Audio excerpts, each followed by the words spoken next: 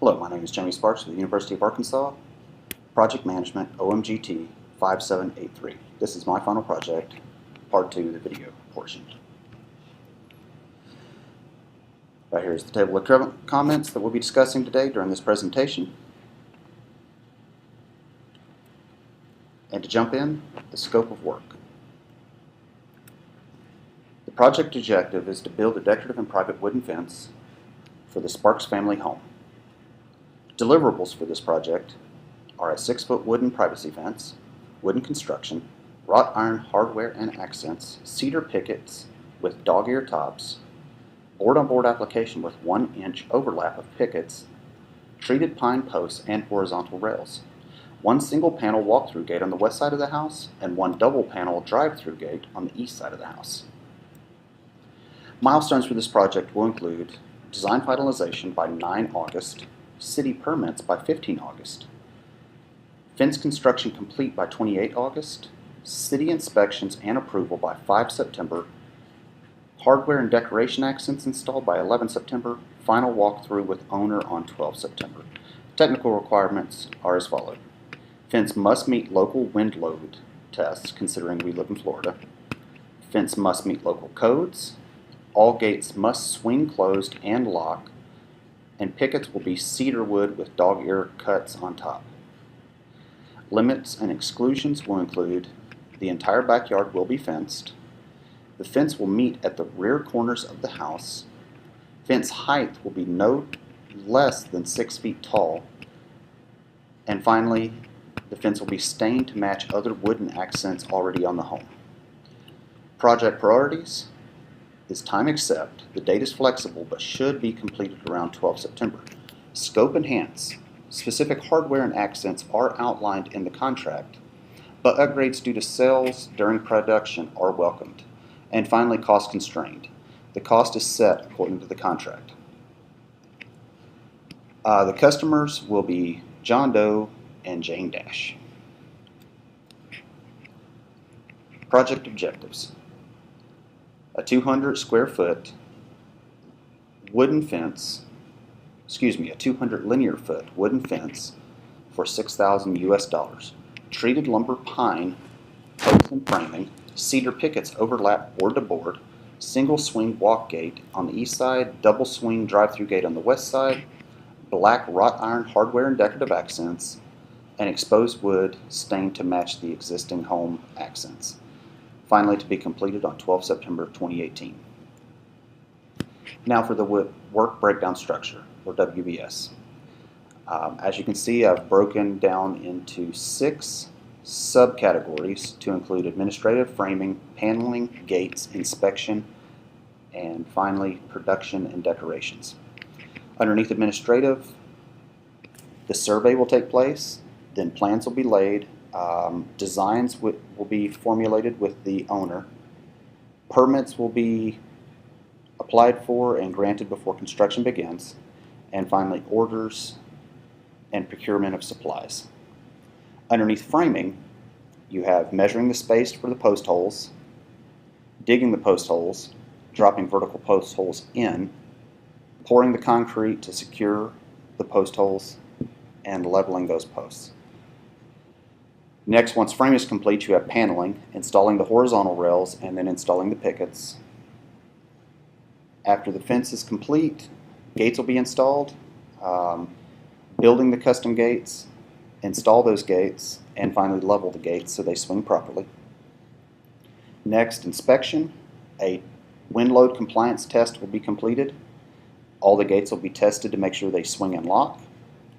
Finally, the city will come out and make sure that all permits are cleared and it meets code, and a final walkthrough with the owner. Last, the fence will be stained, hardware will be installed, and finally any decorative accents will be installed. Here's the responsibility matrix. So there's no crossing of priorities. Everyone has been given specific primary approval or supporting responsibilities. Also, within the responsibility matrix, there are areas where certain people especially the project manager, need to be informed but aren't necessarily making decisions at that time. That is labeled with an I. Next, you have your communication plan. Within the communication plan, how certain aspects of the project are outlaid to see when and how certain communications are up-channeled. As a example, worksite reports, the audience is the project manager and the general contractor. It'll be bi-weekly.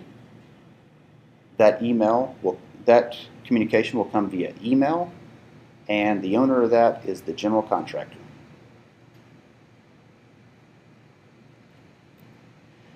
Next, the network diagram. This particular project has several work packages. It would actually, as you can see, it goes from survey to plan to design. From design, after the designs are set, the critical path goes to permit, but also while the permit is being applied for and approved, non-critical paths supplies can go ahead and be ordered, and spaces can be measured to drop the vertical posts. Once the permit is approved, moving on to digging the post, dropping the vertical posts, and then at the same time you would pour the concrete and level the posts as the concrete is drying. At this time there's a split where once those posts are leveled and setting, the gates can go ahead and start being measured and built, and then install the gates on those posts, level the gates, and then test the gates to make sure they swing and lock. That is a non-critical path. The critical path from leveling the posts is installing the horizontal rails, installing the pickets, complete the load test, receive the city permit approval. After that, and there's no changes that need to be made, staining, installing hardware, installing decorative accents, and finally a walkthrough with the owner. All taking 31 days.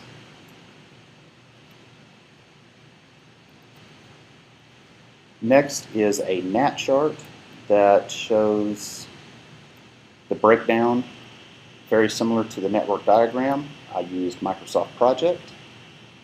Inside this NAT chart, you can clearly see, going back, the two areas here that part of the non-critical path are right here, and you can see the breakdown on the slack time between the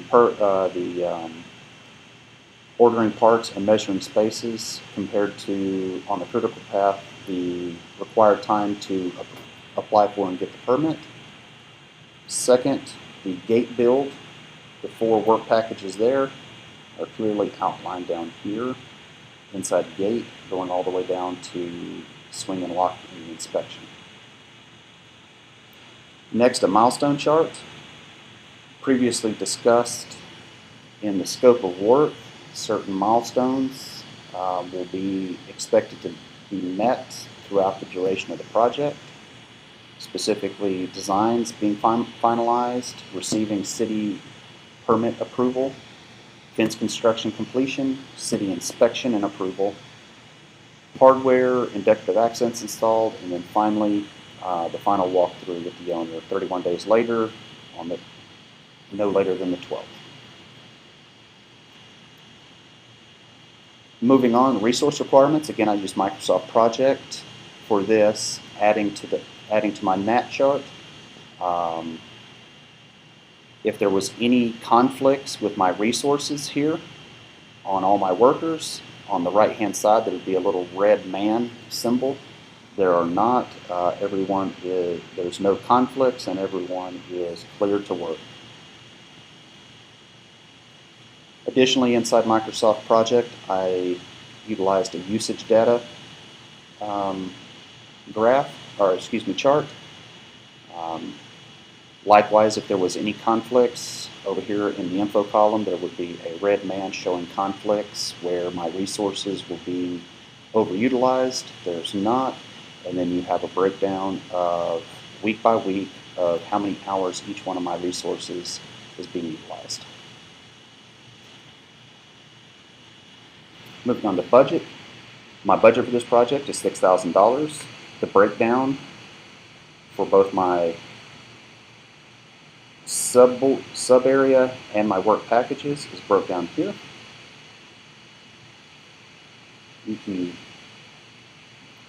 Moving on to my time phase budget, the numbers between my budget and my time phase budget all match. And inside my time phase budget per week, you see the breakdown of each one of my resources by budget and how much money is being spent throughout the duration of the project. Moving on to optimizing the schedule. The top section of the budget I've cut off because there was no areas in the top that could be crashed. So specifically during the construction, the easiest way to crash this project for time was to hire additional contractors and additional workers to do some of the bulk work in less time. Those specific areas was installing pickets, building the custom gates, and staining the wood. Because of the nature of hiring additional contractors, my slope I kept at 600, which seems a little high, but considering there's minimal amounts of work for a lot of these contractors, they require a minimal amount to move in. I kept the slope at 600. The time currently is 3. By tripling my carpenter workload, I can get that down to 1. We can get it done in 1 day. However, that requires a total cost of $1,800 versus $600. So almost tripling the time, reducing the time, but tripling the cost, to get more people out there to work. Even though it's only 1 day, you have triple the people with overhead on top of that. Building custom gates, slope at 250. I really just due to the nature of measuring gates and making sure you get the right fit for those gates. You can't just push through like you would at installing pickets. So my maximum crash on this I put as 2 days, but really if we wanted to utilize extra money, but we're only going to crash that by 1 day, and I'll get to that in a second. Increasing that cost to $750. And then finally staining wood, $450 for the slope, again because you're hiring additional contractors. Crash at 2 days.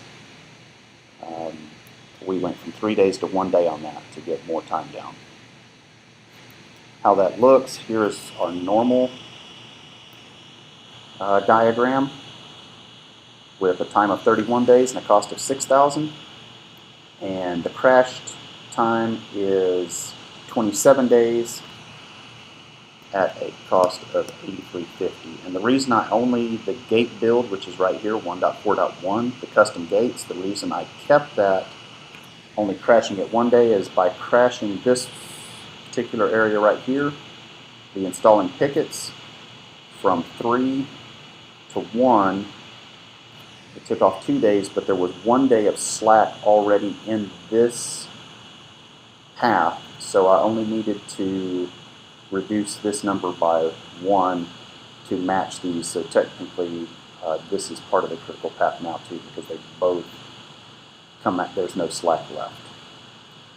And then also staining was able to be reduced by 2 days here. So all in all, I was able to, at a fairly steep cost, reduce the price of this project by 4 days. Moving on to a risk management plan. Risk events could be permit delays, which is moderate likelihood, moderate impact, and I put the detection difficulty as 5 because more than likely I already have it planned for 4 days, and working with City Hall previously, you may not know that your permit is held up until the day you're supposed to receive your permit. You'll find that out on startup, so luckily it'll be fairly early and you can make changes to the plan. Next, inclement weather. Likelihood, especially here in Florida, is a 5, highly likely. Impact, also highly likely, especially if a tropical storm decides to come through for, let's say, a week or two. Detection difficulties, a 2, just because we see these storms coming days in advance and at least make some mitigating efforts on that risk. And that can happen anytime throughout the project.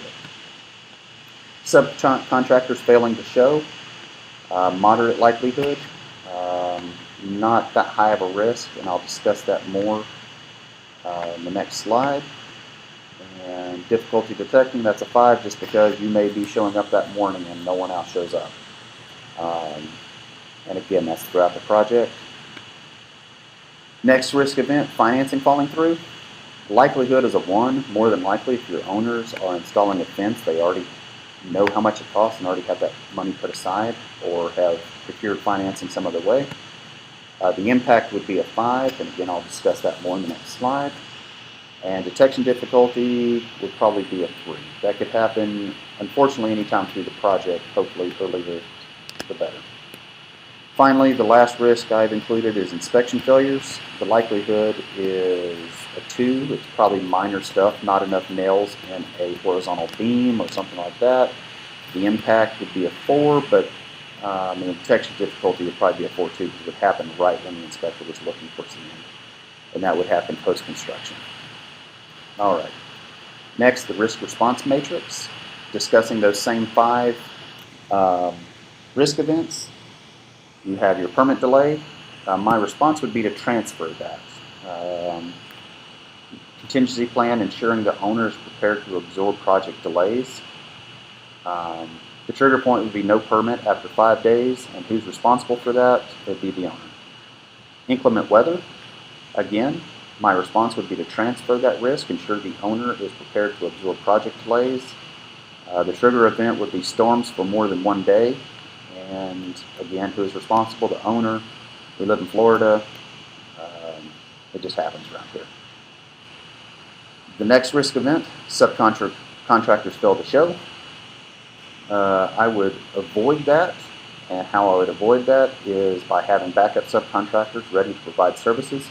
Ideally, your general contractor and probably your project manager work inside this trade. They have friends inside the trade business and would have people that they can call, additional subcontractors that can come and help out when something like this happens.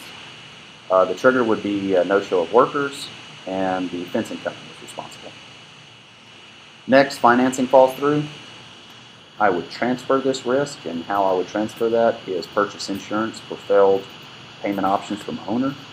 I know insurance is pricey, but unlike building a house, where if financing falls through, you're left with the property and with the home, and you can at least attempt to resell and recoup your money. You're actually building a structure on someone else's property where at best you could put a lien against the property, but receiving your money back is very unlikely. So for the immediate protection of your company, having insurance to cover these kind of things is an ideal situation. The trigger would be owner fails to secure financing, and who's responsible for managing that would be office staff. Final risk event, inspection failures. I would mitigate that by reviewing local codes prior to start, discussing corrective actions with home inspector, and correcting any issues when they happen. The trigger on this would be, well, to mitigate would be before, but if it happened, would be the trigger would be after the permit closeout. And who's responsible? Again, the fencing company. All right. Next, a change management plan. All changes to the fence must be submitted for approval on a change request form, be approved or denied by the appropriate change authority. The change is reported in the change request log for appropriate tracking and accountability. If change approved, resources and workers are allocated and or notified of the change. And this just ensures that we keep scope creep down. All right, quality management plan. This particular project has several layers of quality management. Each of the contractors and subcontracting companies, general contractors, will be completing spot checks throughout the project to ensure quality work is performed. The primary contracting company will perform wind load tests on the fence and swing latch lock tests on the gates. And then finally, to close the permit, a city inspector will complete an inspection of the site and ensure the fence meets all local codes. All these measures will be accomplished to ensure quality and safe work before a walkthrough with the owner. Next, an example status report. This will be on a weekly basis. You can see on this particular status report, it is on week 4. I have included PD, EV, ACs of all of our finances. I've included the project description, explanation, major changes since last report. The price of cedar boards has doubled in price. Not all supplies were purchased at the beginning of the project to ensure encroachment on owner's lawn was minimized. So that has caused an increase in the projected value of the project. Total cost of approved changes. This has caused our last purchase to increase and the total cost of the supplies to increase by $200. And finally, project cost at completion. EAC1 is estimated to be $6,500. This represents an overrun of $500 given a CPI of 0.93. And then wristwatch, nothing noteworthy at this time. All right, finally, closeout checklist. If everything has gone as planned, a quick checklist of things that I need to do to wrap up. Ensure payroll employees have been notified of their next project and the location to show up. So my subcontractors aren't the ones that are failing to show. Have performance reviews been completed for the current project? Have hours been turned in for all employees to ensure everyone is paid and the complete project is closed out? For subcontractors, complete evaluations and ensure all those billing accounts are closed out to ensure accurate reflection of the entire project. And finally, for the owner, has the owner approved all completed work? Has the owner paid any outstanding balances? And has the owner received owner documentation and warranties to include instructions on how to use gates, the warranties for the stain that's on the wood, so they can keep track of their own warranties from this point. And last, that is my project. Thank you for your time. It's been a pleasure in class.